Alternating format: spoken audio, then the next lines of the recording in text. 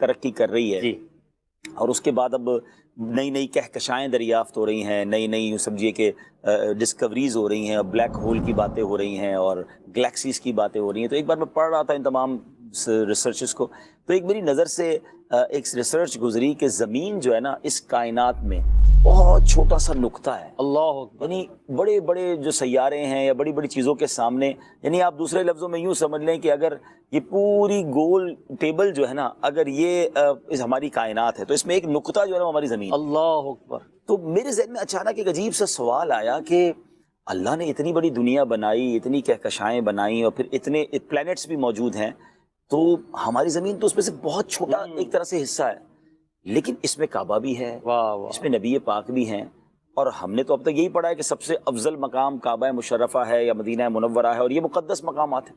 تو میں مفتی قاسم صاحب کے پاس چلا اللہ اکبر. اور میں نے جا کے کہا حضور ایک بات بتائیں کہ ہم مسلمان ہیں، ہمارا ایمان یہ ہے کہ نبی پاک علیہ الصلوۃ والسلام کی ذات رحمت للعالمین ہے، تمام کائنات میں سب سے افضل ہمارے آقا ہیں، بالکل.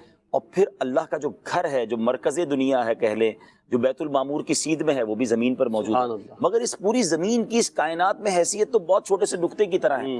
تو کیا ہم یہ مانیں اور یہ جانیں کہ بے شک یہ زمین اس پوری گلیکسی کا ایک چھوٹا سا نقطہ ہے، مگر یہی ساری گلیکسی میں سب سے افضل بھی ہے، واہ. اور ہم وہ قوم ہیں یا دنیا، کیونکہ ہو سکتا ہے دنیا میں اور بھی لوگ رہتے ہوں، مخلوقات ہوں، ہمیں نہیں پتا، لیکن جو ہم لوگ ہیں کیا وہ اس پوری گلیکسی کے سب سے اشرف المخلوقات ہیں؟ ہائے ہائے. تو سبحان اللہ. پھر اس کے بعد جو مفتی صاحب نے ذہن کے دریچے کھولے اور قرآن و حدیث کے ذریعے سمجھایا کہ جی ہاں ایسا ہی ہے. واہ واہ. And we are so lucky that we are living in earth. ہم خوش نصیب ہے کہ ہم زمین پر رہ رہے ہیں، اس زمین پر رہ رہے ہیں کہ جہاں نبی پاک تشریف لائے، جہاں اللہ کا گھر موجود ہے. اللہ نے اس کو چنا ہے اور اس نبی علیہ الصلوۃ والسلام کا ہمیں امتی بنایا اور ہمیں اشرف المخلوقات فرمایا. یعنی ٹھیک ہے اللہ تعالیٰ کی بہت ساری جو ہے وہ کائنات بہت بڑی ہے، یعنی اگر یوں کہا جا سکتا ہے کہ ہم میں سے کوئی مریخ پہ ہوتا، کوئی چاند پہ ہوتا، کوئی پتہ نہیں کہاں ہوتا، لیکن جو زمین پر ہے اس حوالے سے بھی پھر اعلیٰ حضرت کا وہ شعر ہے نا کہ خم ہو گئی پشت فلک اس تانے زمیں سے، سن ہم پہ مدینہ ہے وہ رتبہ ہے ہمارا. تو یہ وہ کعبہ مشرفہ کی عظمت. اچھا اب ذرا اگر اس تصور سے،